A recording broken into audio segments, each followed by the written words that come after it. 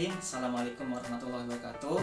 Perkenalkan, kami di sini dari kelompok 10. Saya Muhammad Miftahul Fadli, NIM 2018-410, dan dua rekan saya yakni Devila Prastika dan Erika Permata. Kami di sini akan membawakan materi yang berjudul Etika dan Tanggung Jawab Auditor. Selamat menyaksikan. Saya Devila Prastika Sari, NIM 2018-436. Di sini saya akan menjelaskan tentang teori etika dan teori auditing. Yang pertama ada teori etika. Nah, etika sendiri merupakan suatu prinsip moral dan perbuatan yang menjadi landasan bertindak seseorang sehingga apa yang dilakukannya dipandang oleh masyarakat sebagai perbuatan terpuji dan meningkatkan martabat dan kehormatan seseorang. Yang kedua ada teori auditing. Auditing merupakan proses yang sistematika, yaitu berupa suatu rangkaian langkah atau prosedur yang masuk akal, berkerangka dan berorganisasi. Ada 3 golongan untuk melakukan auditing.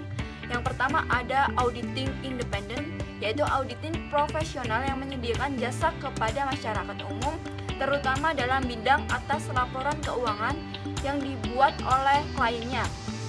Yang kedua ada auditor pemerintah, yaitu auditor profesional yang bekerja di instansi pemerintah yang diberi tugas pokok melakukan audit atas pertanggungjawaban keuangan yang disajikan oleh unit-unit organisasi sebagai pertanggungjawaban keuangan kepada pemerintah. Yang terakhir ada auditor intern, yaitu auditor yang bekerja dalam perusahaan dan diberikan tugas pokoknya adalah menentukan apakah kebijakan dan prosedur yang ditetapkan oleh manajemen puncak telah dipatuhi. Nah, selanjutnya akan dijelaskan oleh Erika. Selanjutnya saya akan menjelaskan tentang etika profesi. Etika profesi sendiri itu adalah bidang etika khusus atau terapan yang merupakan produk dari etika sosial. Etika profesi ini dibagi menjadi 2, etika umum dan etika khusus. Etika umum itu yang berkaitan dengan bagaimana manusia mengambil keputusan etis, teori-teori etika, dan prinsip-prinsip moral dasar yang menjadi pegangan bagi manusia dalam bertindak, serta tolak ukur dalam menilai baik atau buruknya suatu tindakan. Sedangkan etika khusus itu yaitu penerapan prinsip-prinsip moral dasar dalam bidang kehidupan yang khusus. Etika khusus ini dibagi menjadi 2, etika individual dan etika sosial. Etika individual itu yaitu menyangkut kewajiban dan sikap manusia terhadap dirinya sendiri. Sedangkan etika sosial yaitu berkaitan dengan kewajiban, sikap dan pola perilaku manusia dengan manusia lainnya. Salah satu bagian dari etika sosial adalah etika profesi, termasuk etika profesi akuntan. Materi selanjutnya yakni kewajiban hukum bagi auditor.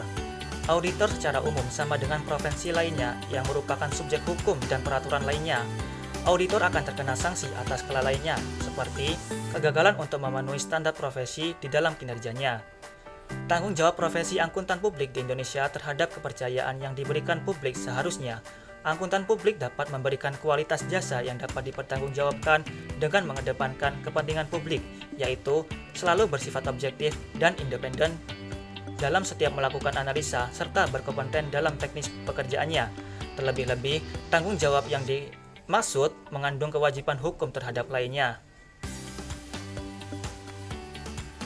Untuk materi selanjutnya yakni teknik mewujudkan tanggung jawab profesional. Sebagai upaya menegakkan self-regulation, IAI atau Ikatan Akuntan Indonesia sebagai wadah organisasi profesional yang telah menetapkan aturan yang jelas dan tegas bagi anggotanya yang melakukan pelanggaran terhadap kode etik dan standar profesi. Akuntan publik yang terbukti melakukan tindakan yang tidak sesuai dengan kode etik maupun standar yang berlaku akan terkena pasal 9 ayat 1 ART IAI yang menyebutkan bahwa setiap anggota dapat dikenakan sanksi berupa peringatan tertulis, kedua, berkewajiban mengikuti pendidikan profesional, yang ketiga, denda administratif, dan yang terakhir, pembekuan sementara sebagai anggota atau pemberhentian tetap sebagai anggota.